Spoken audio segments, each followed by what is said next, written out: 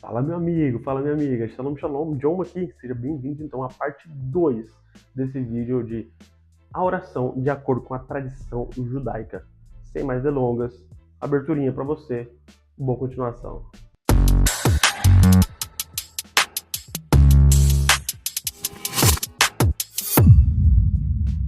Bom, então, tzedaká como oração. O que é tzedaká? Tzedaká é traduzido como caridade ou esmolas, mas na verdade não é isso. Tzedaká tem a ver com justiça.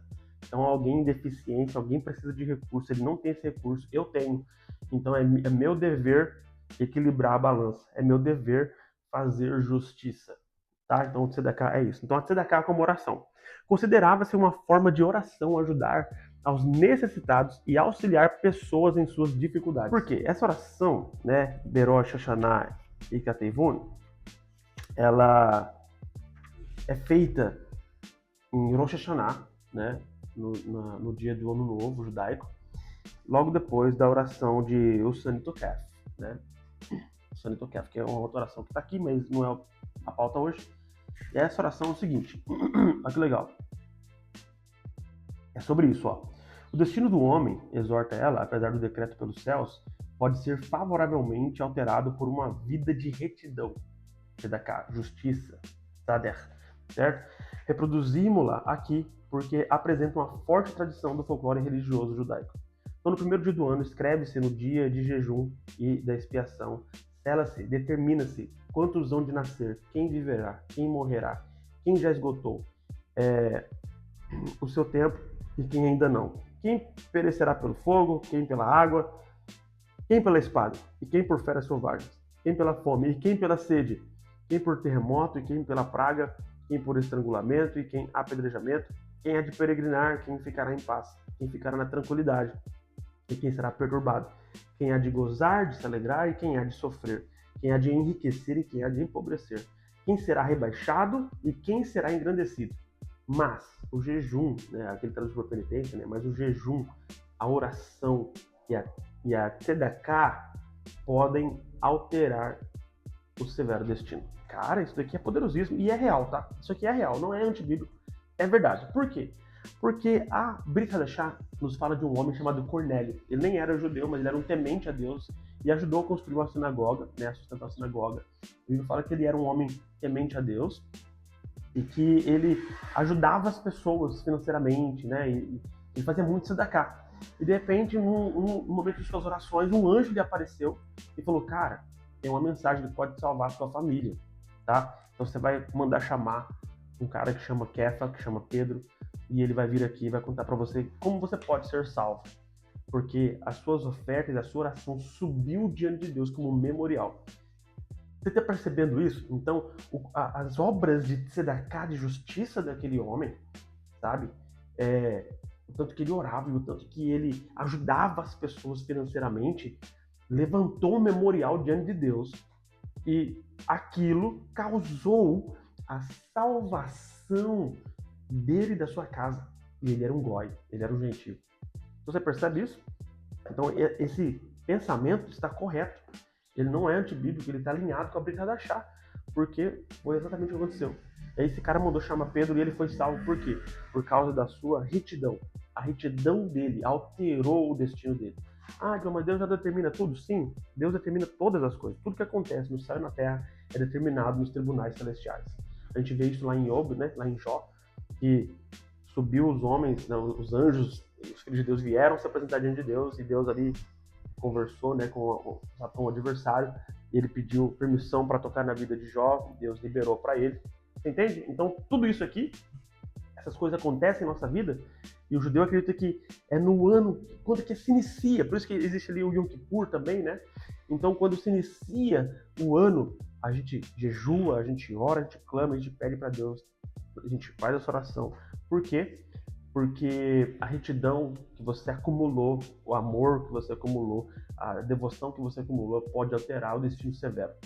E é verdade, a gente vê o rei Ezequias, né? Ele estava para morrer e ele chora, clama ao Senhor, ele fala: ó, Senhor, lembra que eu andei com retidão, lembra que eu fui sincero diante de você, lembra que eu te servi com todo o meu coração.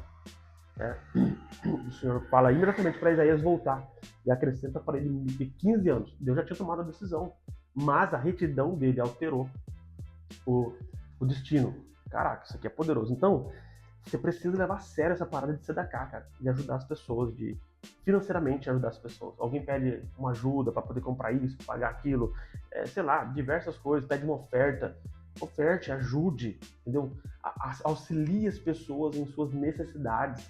Não é só sobre morador de rua, gente, é sobre pessoas à sua volta, amigos, familiares, né? Pessoas do ministério, rabinos, pastores que estão aí exercendo o seu chamado, sua função, e precisam e padecem porque necessitam de coisas. Auxilie essas pessoas, porque isso pode alterar o infortúnio, o destino teu. Isso pode subir como memorial diante de Deus no momento de necessidade e de transformação para tua vida. Legal, né? Incrível isso aqui. Beleza. Intenção como oração. Os Hassidim na Europa Oriental acreditavam, né? Os Hassidim na Europa... O que eram os Hassidim? São os assídicos, né? Que de onde vem essa tradição aí que são... que falam bastante sobre a pureza, a piedade, né? A santidade, são uma vertente assim mais poética, piedosa do judaísmo, né?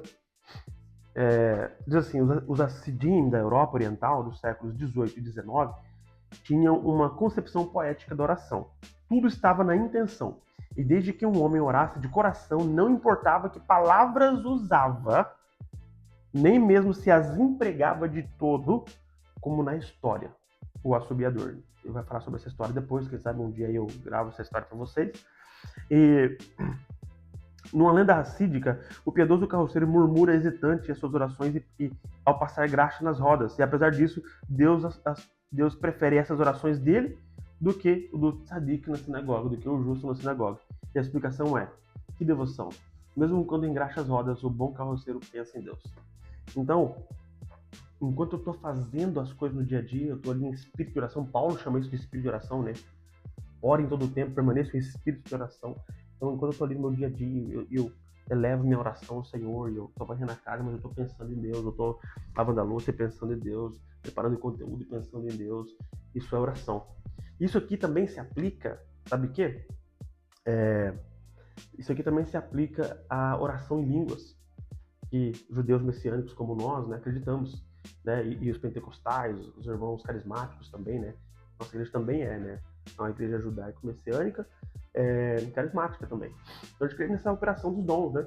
Então a oração em línguas, né, mas não faz sentido a palavra que você usa, mas a intenção é em si uma oração. Então enquanto eu estou ali orando em línguas, né, clamando em línguas, e meu pensamento está em Deus, e minha mente está conectada com Deus, Deus recebe aquela oração. Por quê? Porque é o que nós cremos, e as escrituras dizem que o Espírito intercede em nós e por nós, porque a gente não sabe como deve orar. Então, a gente ora em línguas, essa intenção, né, desse espírito de oração é chegar diante de Deus, Deus responde a nossa oração. Uau, que incrível isso! Você percebe, então, essa base para oração em línguas, ela está ali apoiada nesse pensamento racídico de intenção na oração. Olha que legal isso.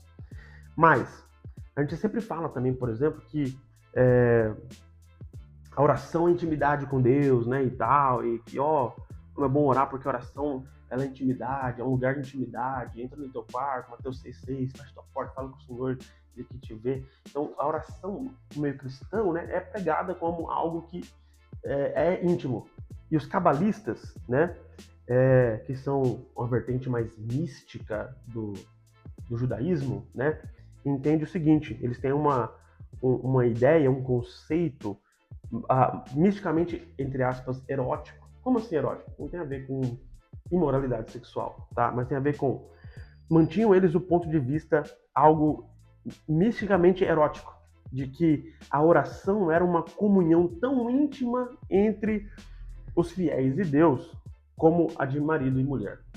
Então, sabe aquele lugar que você tem no coração da sua esposa e ela tem em você? E um lugar íntimo também, isso fala da intimidade, do acesso à intimidade, sabe? A oração, ela tem esse poder de nós chegarmos a Deus e conhecermos o coração dele, de conhecer o nosso coração e nós nos entranharmos e amarmos um ao outro. Cara, que poderoso, cabalístico. Você percebe? Então, Isso aqui é poderoso, cara. Ele está falando aqui também sobre oração, né? Que a falta de oração traz seca, né? Traz seca em nossas vidas, traz seca em todos os ambientes. Então é o seguinte, quero convidar você a cavar bem fundo esse poço de oração na sua vida. E para você cavar esse poço bem fundo na sua vida, estabelecer ele assim como uma doutrina, uma prática profunda, inabalável na sua vida, quero convidar você a participar da minha mentoria, Poços para uma Vida Abundante, que eu vou estar liberando aí no início de janeiro, a partir do dia 6 de janeiro as inscrições estarão abertas. Tem toda uma plataforma pensada para você acessar recursos. Esse curso, Mente para Postos para uma Vida Abundante, onde você vai aprender muitas coisas, inclusive assuntos como esse, sobre oração, para você cavar e crescer de fato e romper na tua vida. Porque talvez a tua vida não está rompendo porque você não está tendo oração suficiente, você não está conseguindo. A oração ela traz clareza, traz discernimento, traz entendimento, traz orientação, direcionamento. E você precisa estabelecer. Você não pode negligenciar o poço da oração nesse ano e nem nos anos vindouros. Por quê? Porque Yeshua HaMashiach fala, vigiem e orem para que vocês não caiam em tentação. De agora em diante, os tempos ficarão cada vez mais obscuros, mais difíceis. E quanto mais lhe faltar discernimento, mais você vai cair nas maldades e nos erros que estão por vir, tá? Então, e para ajudar você a fundamentar sua vida na rocha, eu quero convidar você a participar dessa mentoria. E acessando essa mentoria, você vai ter acesso a todos os outros cursos que eu tenho lá. Eu já tenho um curso de chave de pronúncia do inglês para você praticar legal o seu inglês, desenvolver e aprender a ouvir melhor e a falar melhor. Também tem um curso lá do inglês do zero ao básico, muito bem feito para você. Vai estar incluso também nessa mensalidade que você vai poder participar. Você pode fazer em forma de mensalidade, você pode fazer adquirindo ela anualmente, pagando à vista ou parcelado.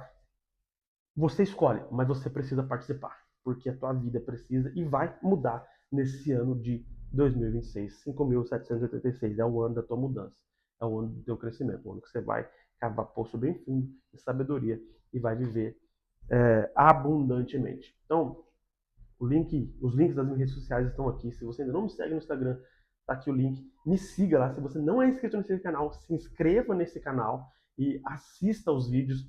Se você gosta de entender mais sobre o judaísmo, procura aqui nas playlists, né? Parashot 2026, tá? Que é onde eu estou falando semanalmente sobre a Parashá da semana. E a gente está conversando e trazendo entendimento, revelação, discernimento para você nesse ano. Você não pode perder, não pode ficar de fora. Cara, esse canal aqui é o teu canal. Tudo que você precisa para crescer e desenvolver em Deus e a tua vida pessoal, profissional, sentimental, tá aqui dentro, tá bom? Eu espero você então mais pertinho e shalom, shalom.